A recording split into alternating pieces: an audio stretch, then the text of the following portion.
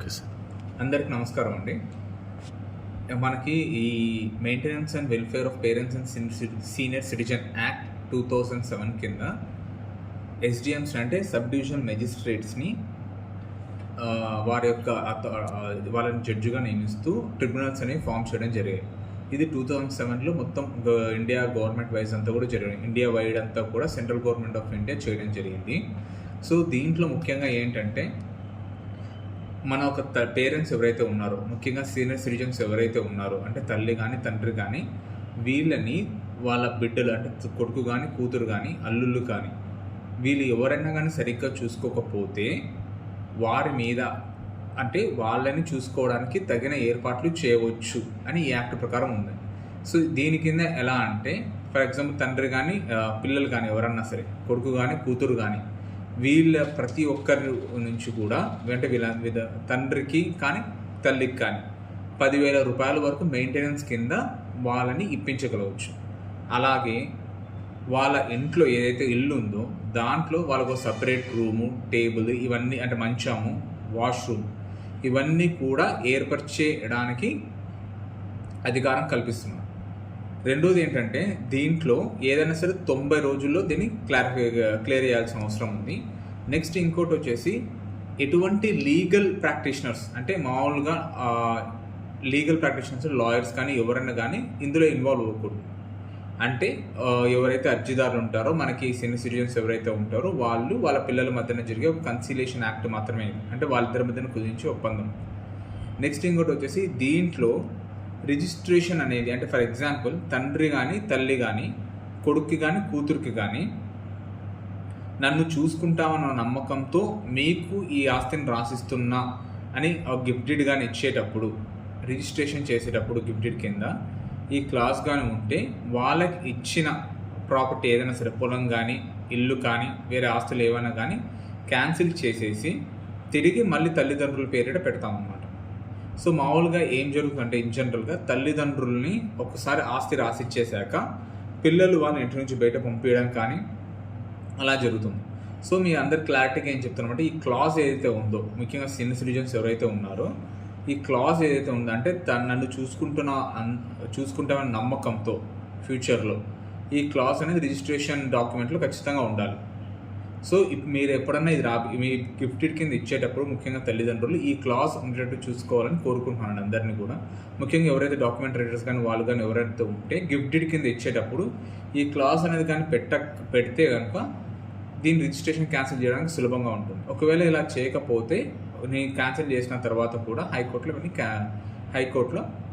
వీటిని క్యాన్సిల్ చేయడం కుదురుతుంది. వీటి మళ్ళీ తప్పుగా పరిగణిస్తారు ఆ క్లాస్ లేకుండా క్యాన్సిల్ చేస్తే. సో నెక్స్ట్ వచ్చేసి, ఈ ఒక్క మెయింటెనెన్స్ యాక్ట్ కింద నేను ఇచ్చిన ఆర్డర్ మీద అంటే సబ్ డివిజనల్ మెజిస్ట్రేట్ ఇచ్చిన ఆర్డర్ మీద 60 days అంటే వితిన్ 60 days లోపల కలెక్టర్ గారికి ఎవరైతే సీనియర్ సిటిజన్స్ ఉన్నారో వాళ్ళకి కానీ ఆర్డర్ నచ్చకపోతే, ఎస్డిఎం కింద నేను ఇచ్చే ఆర్డర్ కానీ వాళ్ళకి ఇంకా జస్టిస్ జరగలేదు అనిపిస్తే 60 days లోపల వాళ్ళు కలెక్టర్ గారికి అప్పీల్ చేసుకోవచ్చండి. సో ఇవి ముఖ్యంగా దీంట్లో ఉన్న రూల్స్ అండ్ కండిషన్స్ అండి.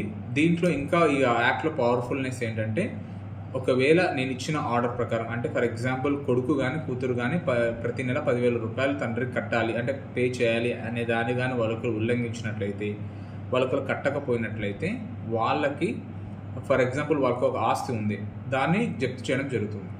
లేదా వాళ్ళని ఒక నెల పాటు మనం జైలు పనిష్మెంట్ ఇవ్వడం జరుగుతుంది, అంటే లీగల్ పనిష్మెంట్ అన్నమాట. లేదా ఒక నెల, లేకపోతే వారు తిరిగి కట్టేంత వరకు వాళ్ళ తల్లిదండ్రులకి అంతవరకు వాళ్ళు లీగల్ పనిష్మెంట్ ఇవ్వచ్చు. ఇదే చట్టం కింద ఒకవేళ తల్లిదండ్రులు కానీ వాళ్ళు ఇంటి నుంచి బయట పంపించారు, సరిగ్గా చూసుకోవట్లేదు కానీ ప్రూవ్ అయినట్లయితే వాళ్ళకి 3 నెలల పాటు దాకా మనం శిక్ష విధించవచ్చు, జైలు శిక్ష విధించవచ్చు. ఇంకోటి, రెగ్యులర్గా నాకు వచ్చే కేసెస్ ఏంటంటే, పిల్లల మధ్యన ఆస్తి పంపకాల గురించి వస్తుంటారు నా దగ్గరికి. ఒకటే చెప్తున్నాను అందరికీ, పిల్లల మధ్యన ఆస్తి పంపకాలకి ఇది సంబంధం లేదు ఈ ట్రిబ్యునల్కి. ఈ ట్రిబ్యునల్ కేవలం తల్లిదండ్రుల యొక్క బాగోగుల్ని వాళ్ళు ఎలా ఉంటున్నారని చూసుకోవడానికి మాత్రమే పెట్టడం జరిగింది. సో మా కన్సర్న్ మొత్తం కూడా తల్లిదండ్రులు, సీనియర్ సిటిజన్స్ ఎవరైతే ఉన్నారో వాళ్ళని మాత్రం చూసుకోవడం జరుగుతుంది. ఇంకా సీనియర్ సిటిజన్ అనే డెఫినేషన్లోకి తల్లిదండ్రులు రావాల్సిన అవకాశం ఉంటుంది. ఒకవేళ వాళ్ళు 49 ఏళ్ళే ఉంటే వాళ్ళు సీనియర్ సిటిజన్షిప్లోకి రాదు, సీనియర్ సిటిజన్ కిందకి రాదు. సో కాబట్టి ఇవన్నీ కూడా చూసుకోవాలని కోరుకుంటున్నానండి. Thank you. తల్లిదండ్రులు తమ పిల్లలకి ఆస్తి రాసిచ్చిన తర్వాత అంటే చూస్తారని నమ్మకంతో తర్వాత ఆ ఆస్తిని పిల్లలు కొడుకు కానీ కూతుర్లు కానీ ఇతరులకు అమ్మేస్తే అది రిజిస్ట్రేషన్ అయితే ఈ తల్లిదండ్రులు పట్టించుకోరు కదా సార్. మరి అటువంటి టైంలో చట్టపరంగా వాళ్ళు ఏ విధంగా ప్రొసీడ్ కావాలి? ఒక లూప్ హోల్ కాదు కానీ అదొక కొద్దిగా కష్టం అండి. ఒకవేళ రిజిస్ట్రేషన్ కానీ ఇంకోటి జరిగినట్లయితే అది కొద్దిగా చేయడం కష్టం. మళ్ళీ తల్లిదండ్రులు ప్రకారం అది లేదు. మళ్ళీ వాళ్ళ తల్లిదండ్రులు మమ్మల్ని పట్టించుకోవట్లేదు, మా ఆస్తి మాకు కావాలని అంటే మీరు జస్టిస్ చేస్తామన్నారు. ప్రస్తుత సమాజంలో తల్లిదండ్రులు ఆస్తి రాసిచ్చిన తర్వాత వాళ్ళని అనాథాశ్రమాలకి లేదా వాళ్ళ నెగ్లిజెన్సీ చేసి వీధులు పాలు చేస్తున్నారు సార్. దాని మీద ఎటువంటి ఇందాక నేను చెప్పినట్లు అది కానీ మా ట్రిబ్యునల్ కానీ ప్రూవ్ అయితే వాళ్ళకి ఇంటి నుంచి బయట పంపించేశారు అంటే 3 నెలల దాకా శిక్ష పడుతుంది. లేకపోతే వాళ్ళ మధ్యన కన్సిడరేషన్ జరిగి వాళ్ళ ఇంట్లో పెట్టడం జరిగి వాళ్ళకి ఇంత కట్టాలి ఇంత చూసుకోవాలని చెప్పేసి చూసుకోవడం జరిగింది. దానికి సంబంధించి వీఆర్ఓలను కానీ పోలీసులను కానీ వాళ్ళని రెగ్యులర్గా వాళ్ళ టచ్లో ఉండేట్టు పెడుతున్నాం.